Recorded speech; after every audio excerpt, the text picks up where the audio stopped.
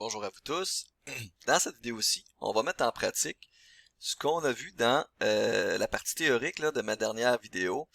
Donc, surtout sur les caractéristiques des vecteurs algébriques. Donc, on avait vu là, la façon, là, lorsqu'on a deux points, d'aller trouver le vecteur qui relie ces deux points-là. Vecteur algébrique, je le rappelle.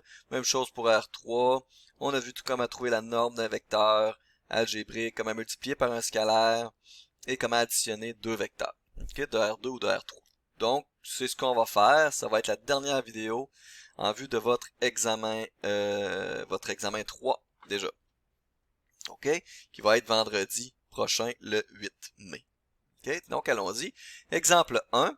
Soit les points A et B, deux points dans l'espace vectoriel, donc dans R3 en trois dimensions, composant en X, en Y et en Z. On veut trouver le vecteur AB, BA, OB et BO.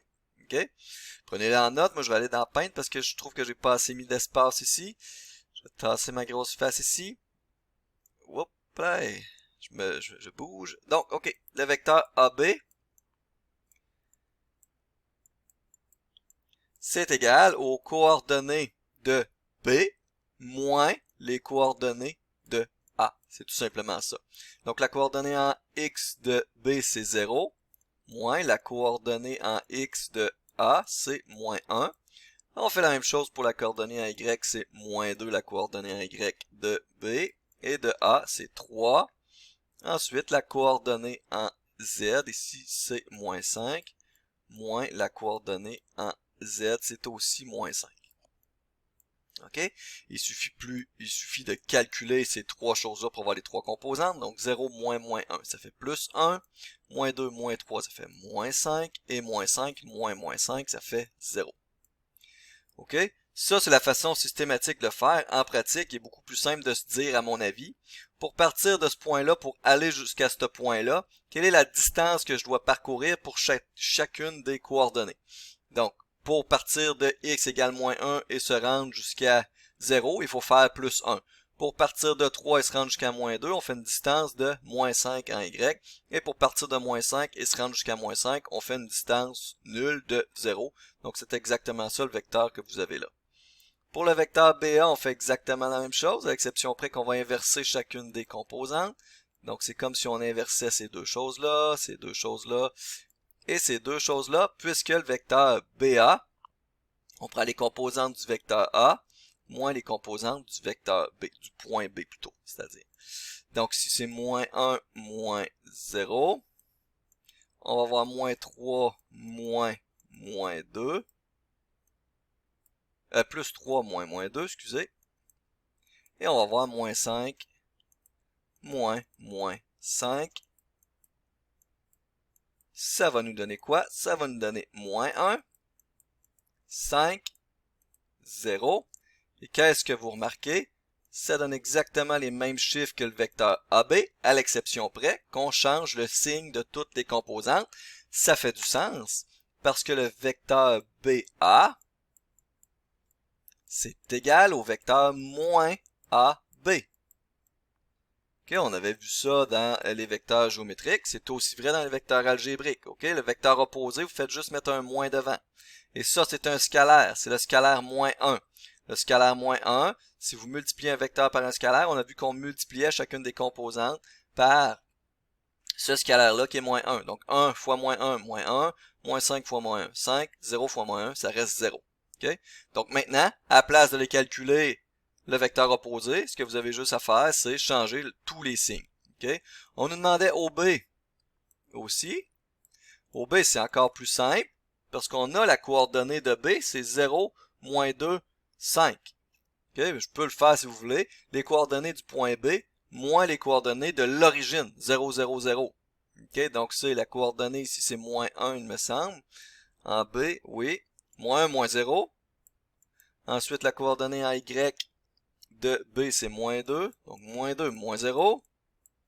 Et la coordonnée en Z, c'est 5. Moins 5. Moins 5, moins 0. Ben, tout ce qu'on fait, c'est soustraire 0 à chacune. Donc, ça reste moins 1. Moins 2.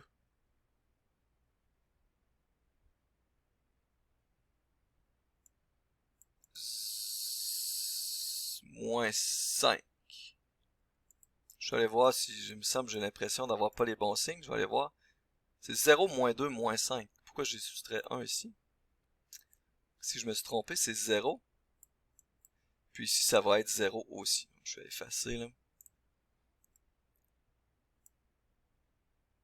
Je sais pas pourquoi j'ai mis moins 1. Ouais, c'est 0, moins 2, moins 5. 0, moins 2, moins 5. OK. Donc, le vecteur OB qui relie l'origine au point B, bien entendu, que c'est tout simplement les coordonnées du point B. Ça fait du sens parce que la pointe de la flèche, l'extrémité de la flèche, c'est le point B. Donc, c'est exactement ça que ça nous dit. Puis le vecteur BO, on fera pas le même procédé. On va juste dire que c'est égal à moins le vecteur OB. Donc, on a juste besoin d'inverser tous les signes qui sont là. 0, moins 2 inversé, c'est 2, et moins 5 signe inversé, c'est 5, tout simplement. OK? Donc, voilà pour le numéro 1, A et B. Pour le numéro 2, je vois que j'aurai probablement pas assez de temps pour faire tous les exercices. Bon, il y aura probablement 2 vidéos sur ces exercices-là. Donc, déterminer le point P si le vecteur AP est égal à ça, et ça c'est le point A, là, j'ai oublié de l'écrire. Le point A, c'est cette coordonnée-là. OK, on va se ramener à comment est-ce qu'on est capable de calculer justement un vecteur. Donc, le vecteur AP, c'est les coordonnées du point P moins les coordonnées du point A. OK, les coordonnées du point P, je les connais pas, donc je vais écrire X, Y et Z. X moins la coordonnée en X de A, qui est moins 5. Y moins la composante en Y de A, c'est 1. Et Z moins la composante en Z de A, c'est 6. J'ai 3 inconnus ici, mais je sais que ce vecteur-là est égal au vecteur AP qui est donné dans l'énoncé, qui est 4 moins 3, 2. 4 moins 3, 2. On a vu l'égalité de vecteurs. On sait que ces deux vecteurs-là sont équivalents si leurs composantes sont égales. Donc, si la composante en X ici est égale à la composante en X là, si la composante en Y est égale à la composante en Y, et si la composante en Z est égale à la composante en Z. Comme ils sont équivalents parce que j'ai une égalité de vecteurs, ça veut dire que la composante en X qui est à gauche, qui est X moins moins 5, X plus 5, est égale à 4. Ça veut dire quoi? Ça veut dire que X égale moins 1. Y plus 1, donc la composante en Y ici, c'est... voyons, j'arrête pas de me tromper, je suis désolé. C'est moins 5, 1, 6.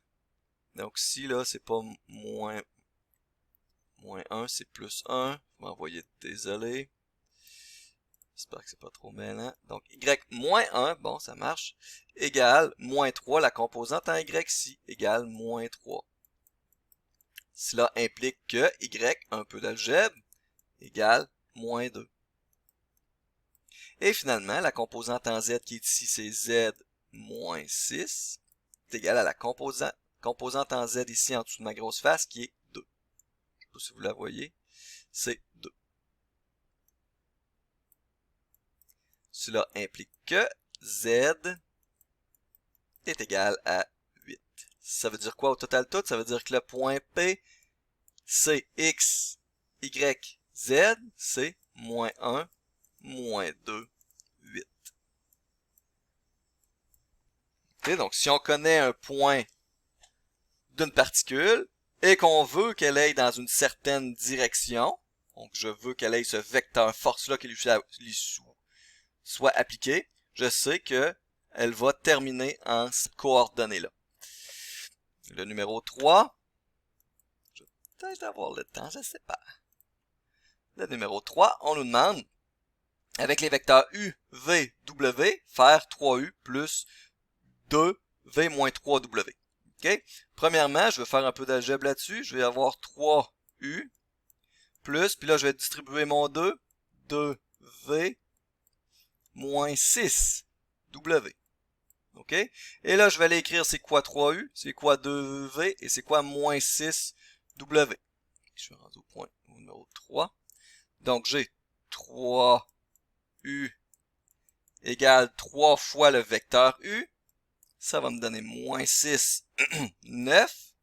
Le vecteur 2V, ça me donne 2 fois les composantes du vecteur V. C'était moins 2, moins 4. Donc là, on a moins 4, moins 8. Et moins 6W, ça nous donne moins 6 fois les composantes de W, moins 18 et 30. Donc j'ai fait encore une erreur de calcul qui est possible. On additionne ces trois vecteurs-là. Donc quand on additionne des vecteurs, je vous rappelle qu'on additionne les composantes en X, on additionne les composantes en Y. Donc moins 6, plus moins 4, moins 10, plus moins 18, ça fait moins 28. Et 9 moins 8, ça fait 1 plus 30, 31. Donc ça, c'est le vecteur résultant de la somme de vecteurs qu'on avait là dans notre énoncé. Au numéro 4, on nous demande de trouver le vecteur, la valeur Z pour que le vecteur U et V soient parallèles. Donc vous voyez qu'ici on a une valeur Z, okay? Et on se souvient que si U est parallèle à W, ça veut dire que U peut s'écrire comme un certain scalaire fois V. Donc si U et V sont parallèles, ça veut dire que U égale K fois V ou V égale K fois U. Ça revient au même. Ça va juste être le coefficient que vous allez mettre là, ça va être juste 1 sur K, mais c'est un scalaire quand même. Okay? Je connais U. U, c'est le vecteur moins 15, 25, 6. Donc, moins 15, 25, 6 à K fois le vecteur V. Okay? Donc, K fois le vecteur V. Le vecteur V, c'est 9 moins 15 Z. Pourquoi j'écris K? Parce que je sais qu'ils sont parallèles, c'est ce qui est demandé.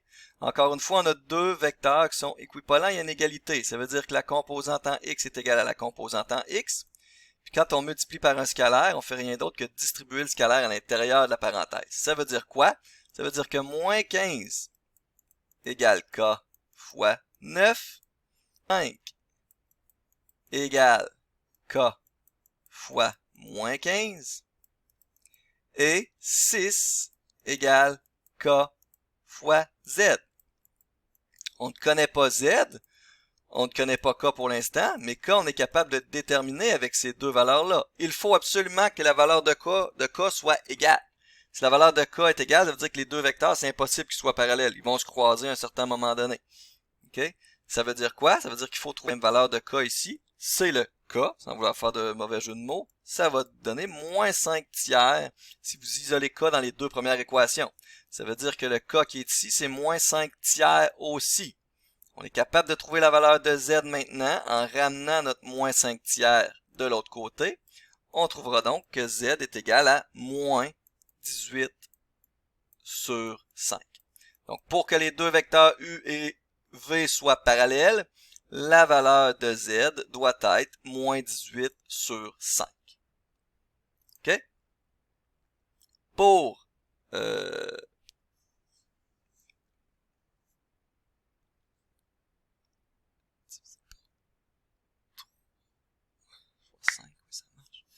OK, pour le numéro 5, on nous demande de trouver deux vecteurs unitaires parallèles. Il me reste une minute. Je vais faire A et je vais faire C, puisque le C, vous voyez que ça va être une généralité pour n'importe quelle coordonnée. Le A, tiens, je vais le faire ici, c'est assez évident. Pour le A, on a le vecteur 3, 0. Donc, on a le vecteur suivant. OK? Je veux un vecteur unitaire. Un vecteur unitaire, c'est un vecteur de longueur 1 parallèle.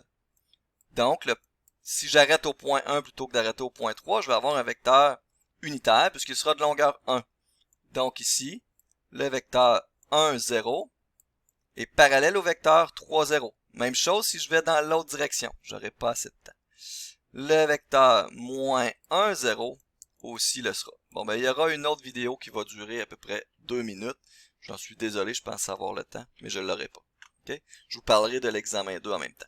Donc, je vous souhaite une bonne journée. Essayez de déterminer par vous-même, tiens ça.